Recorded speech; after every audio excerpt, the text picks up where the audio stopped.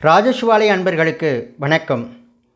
ஏகாதசி அமாவாசை நாளையும் பௌர்ணமி நாளையும் அடுத்து வரும் 11வது திதி ஏகாதசி திதியாகும். ஏகாதசி என்னும்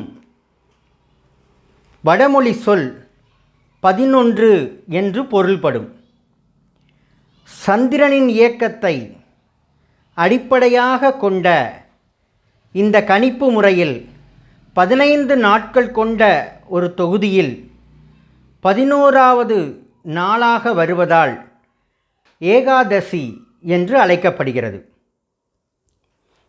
அமாவாசை அடுத்து வரும் 11வது நாளை சுக்லபட்ச ஏகாதசி என்றும், பௌர்ணமி அடுத்து வரும் 11வது நாளை கிருஷ்ணபட்ச ஏகாதசி என்றும் அழைக்கின்றனர்.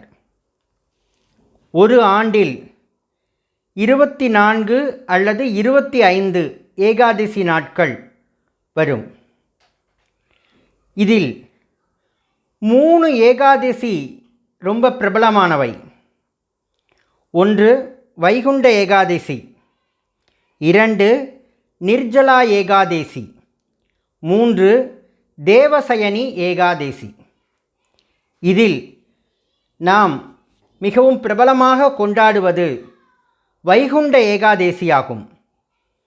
வைகுண்ட ஏகாதசி அன்று இறைவனின் சொர்க்கவாசல் திறப்பினையும் இறைவனின் தரிசனத்தையும் விரத முறைகளையும் சிறப்பாக கொண்டாடுவோம். அறிவியல் பார்வையில் 15 நாட்களுக்கு ஒரு நாள் விரதம் இருப்பது ஆரோக்கியத்திற்கு மிகவும் நல்லது. அதிலும் இந்த ஏகாதசி அன்று விரதம் இருப்பது மிகவும் நன்மை பயப்பதாக அமைகிறது. ஏகாதசி அர்த்தம் 11 புலன்கள் மூலம், அதாவது 5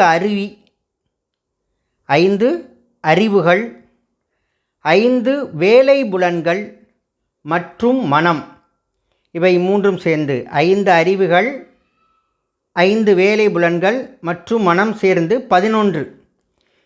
இந்த 11ம் நாம் கடைபிடித்தால் இறைவனுக்கு மிக அருகில் நம்மால் செல்ல முடியும். இவ்வளவு சிறப்பு வாய்ந்த ஏகாதசி விரதத்தை மேற்கொண்டு நம் வாழ்வில் எல்லா நலங்களும் பலன்களும் அடையலாம்.